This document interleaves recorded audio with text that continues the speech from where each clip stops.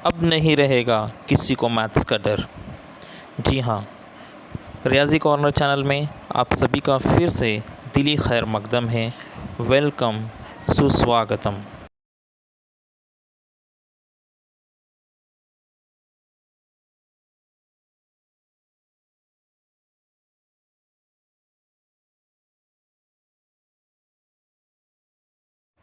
Last के lecture में हमने देखा कि दो मुतग़य्यर ख़त्ती मसावतें क्या होती है और उन्हें किस तरह से पहचाना जाता है। अब हम देखेंगे कि दो मुतग़य्यर ख़त्ती मसावतों को कैसे हल करते हैं। दो मुतग़य्यर ख़त्ती मसावतों को हल करने का एक तरीका यकसा ज़रीब का तरीका है, जो कि हम देख चुके हैं। अब ये दो मुतग़य्यर ख़त्ती मसावतों को एक दूसरे तरीके से, जिसको कहते हैं क्रैमर का तरीका या उसे मुरब्बा क़ालिब का तरीका भी कहा जाता है, उसकी मदद से हम कैसे दो मुतग़य्यर ख़त्ती मसावतों को हल कर सकते हैं, उसको अब हम सीखेंगे। तो चलिए सबसे पहले यही समझते हैं कि यह मुरब्बा क़ालिब, जिसे डिटर्मिनेंट भी कहते हैं, होता क्या है। फ़र्ज़ कीजिए आपके पास चार अरकान हैं, स्मॉल a, b, c और d। अब इन चार अरकान को अगर हम इस तरतीब में लिखते हैं a, b, c, d, तो तब इन चार अरकान को इस तरतीब से लिखना कहलाता है मुरब्बा क़ालिब। अब इस मुरब्बा क़ालिब को कैसे हल करते हैं वो मैं आपको बताता हूँ। जैसे यहाँ हमने एक मुरब्बा क़ालिब लिए है 2, 3, 5, 8। अब इसको कैसे हल करते हैं मैं बताता हूँ। यहाँ पर तिरछा ज़र्ब करना होता है, यानी 2 को 8 से ज़र्ब करेंगे और 5 को 3 से ज़र्ब करेंगे। यहाँ ज़र्ब हो जाएगा 2 8 16, नफ़ी 5 दिए 15, 16 नफ़ी 15 1। तो बहुत ही आसान तरीका है मुरब्बा क़ालिब को हल करने का। आपको सिर्फ मुरब्बा क़ालिब में जो चार अदद दिए हुए हैं उनका तिरछा ज़र्ब करना है। अब मसावात को लेकर हम इसे कैसे हल करेंगे उसको मैं आपको समझाता हूँ। जैसा कि हमें पता है कि किसी भी मसावात को हल करना यानी उसमें मौजूद मुतग़य्यर की कीमत को मालूम करना, तो ज़ाहिर सी बात है क्रैमर के तरीके से भी जब हम मसावात को हल करेंगे तो उसमें मौजूद जो मुतग़य्यर है, जैसे फ़र्ज़ कीजिए मुतग़य्यर x और y है, तो हमको लास्ट में x और y की कीमत मालूम करना है। सबसे पहले हम लोग मसावात को ax जमा by बराबर c इस सूरत में लिखेंगे। x जमा by बराबर c इस सूरत में लिखना यानी क्या कि पहले x की कीमत होना चाहिए, फिर y की कीमत होना चाहिए, फिर बराबर की निशानी और उसके बाद में मुस्तकिल अदद होना चाहिए। क्योंकि कभी कभी क्या होता है कि मुस्तकिल अदद बराबर के उस तरफ होना चाहिए लेकिन वो इस तरफ दे देता है, y इस तरफ होना चाहिए लेकिन वो उस तरफ दे देता है। तो आपको देख लेना है कि सब अपनी अपनी जगह पर है क्या, और अगर नहीं है तो आपको पहले तरतीब से लिखना है। और कैसे लिखना है कि पहले x होना चाहिए, उसके बाद y होना चाहिए और फिर बराबर की निशानी और फिर मुस्तकिल अदद होना चाहिए। जब हम दोनों मसावातों को तरतीब से लिख लेंगे तो उसके बाद हमारा ये काम होगा कि हमें तीन मुरब्बा क़ालिब मालूम करना है। पहला d, दूसरा dx और तीसरा dy। अब ये dx और dy या ये जो d है ये क्या होता है वो मैं आपको आगे समझाता हूँ। जब ये तीनों डिटर्मिनेंट, तीनों मुरब्बा क़ालिब हमने मालूम कर लिए तो अब उसके बाद में हम लोग मालूम करेंगे x। वो कैसे मालूम करेंगे? x बराबर dx अपॉन d। और y मालूम करना रहा तो y मालूम करेंगे y बराबर dy अपॉन d। यहाँ दो मसावतें आप लोगों को दी हुई है। पहली मसावत 5x जमा 3y बराबर नफ़ी 11, दूसरी मसावत 2x जमा 4y बराबर नफ़ी 10। अब जैसा कि मैंने आप लोगों को बताया कि हम लोग सबसे पहले ये देखेंगे कि मसावतें तरतीब से लिखी हुई है क्या। तो हम यहाँ देख रहे हैं कि मसावतें तरतीब से लिखी हुई है। पहले x है, फिर y है और फिर मुस्तकिल अदद।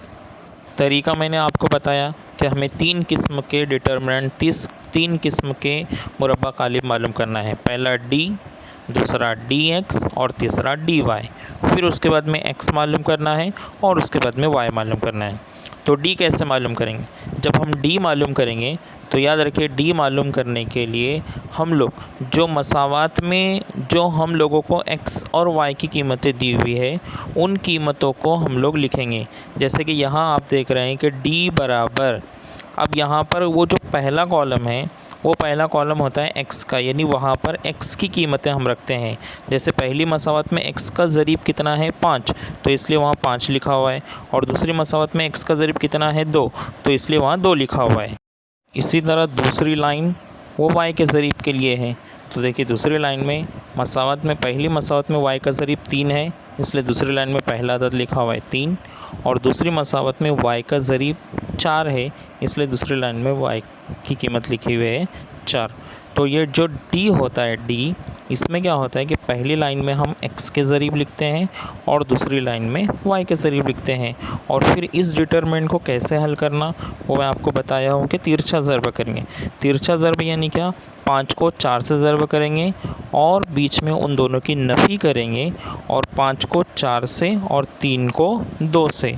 तो 5 ज़रब 4 नफ़ी 3 ज़रब 2, तो 5 चौक 20 नफ़ी 2 तिये 6, 20 में से 6 गए 14।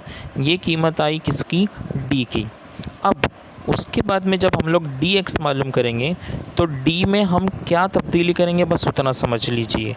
जो d है उसके जब हम लोग dx मालूम करेंगे तो dx मालूम करते वक्त अब जो x के ज़रीब है, यानी d में x के ज़रीब क्या कहते हैं 5 और 2, तो अब हम जब dx मालूम करेंगे तो वहाँ पर x के ज़रीब ना लिखते हुए वहाँ जो मुस्तकिल अदद है, जैसे मसावत नंबर 1 में देखें मुस्तकिल अदद यानी क्या, बराबर के उस तरफ जो है नफ़ी 11, तो अब हम dx जब मालूम करेंगे dx, तो dx में x के ज़रीब ना लिखते हुए उसकी जगह पर मुस्तकिल अदद लिखेंगे। जैसे 5 और 2 ना लिखते हुए उसकी जगह अब नफ़ी 11 और नीचे लिखेंगे नफ़ी 10, और y वैसे के वैसे रहेंगे। y की जो कीमत है, जैसे देखिए d में y की कीमत 3 और 4 थी, dx में भी y की कीमत 3 और 4 ही है।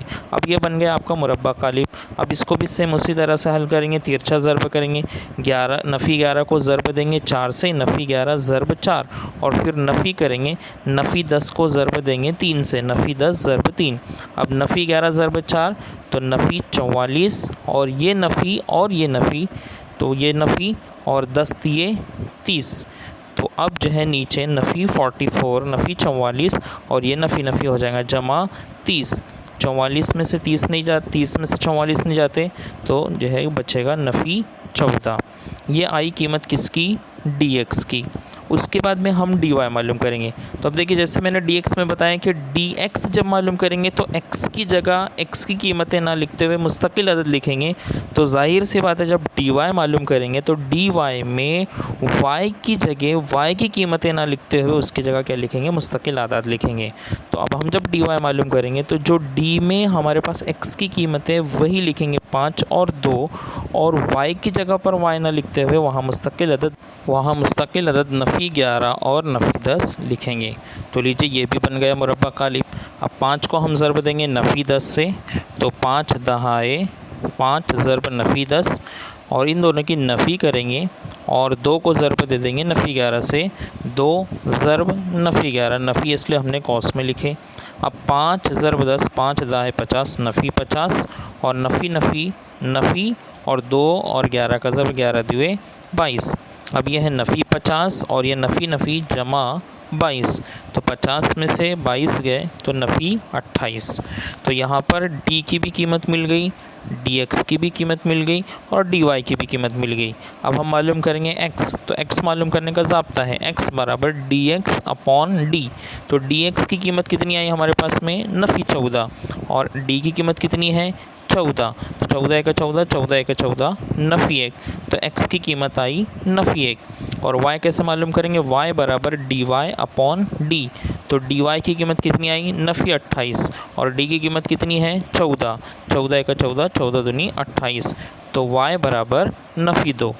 एक बार फिर से समझ लीजिए, जो भी दो मसावतें आपको दी जाएंगी उन दो मसावतों को आपको तरतीब से लिखना है, x फिर y फिर बराबर की निशानी फिर मुस्तकिल अदद। 3 डिटरमिनेंट 3 मुरब्बा कालिब आपको मालूम करना है, पहला d, दूसरा dx और तीसरा dy। d कैसे मिलेगा, d में हम सिंपल क्या करेंगे, जो x के जो ज़रीब है उनको पहली लाइन में लिखेंगे 5 और 2, देखिए पहली लाइन, और y के जो ज़रीब है उसको दूसरी लाइन में लिखेंगे 3 और 4। तो डी इस तरह से मालूम करेंगे। उसके बाद में dx कैसे मालूम करेंगे कि dx मालूम करते वक्त dx जब मालूम करें dx, तो आपको x की जगह पर x की कीमतें ना लिखते हुए उसकी जगह पर मुस्तकिल अदद लिखना है, नफ़ी 11 और नफ़ी 10, और बाकी y वैसे कैसे 3 और 4, और फिर उसको वही हल करना है। आगे dy कैसे मालूम करेंगे, dy मालूम करना है ना, तो x को वैसे के वैसे रहने देना है और y की जगह y ना लिखते हुए उसकी जगह पर मुस्तकिल अदद लिखना है और इसको तिरछा ज़र्ब करके हल करना है। जब d मिल गया, dx मिल गया, dy मिल गया, तो अब हम मालूम करेंगे x कैसे मालूम करेंगे, x बराबर dx अपॉन d, यानी dx की जो भी कीमत आई वो बटे d की कीमत, और इसको तकसीम करना है। इसी तरह y कैसे मालूम करना है, dy अपॉन d, यानी dy की जो कीमत आई वो लिखना है और बटे d लिखना है और इसको तकसीम करना है। इस तरीके से अगर हम मसावातों को हल कर रहे हैं तो ये तरीका कहलाता है क्रैमर का तरीका। इसे क्रैमर का उसूल भी कहते हैं या क्रैमर का तरीका भी कहते हैं। तो प्रैक्टिस के लिए और मज़ीद मिसालें आप लोग हल कर लीजिए।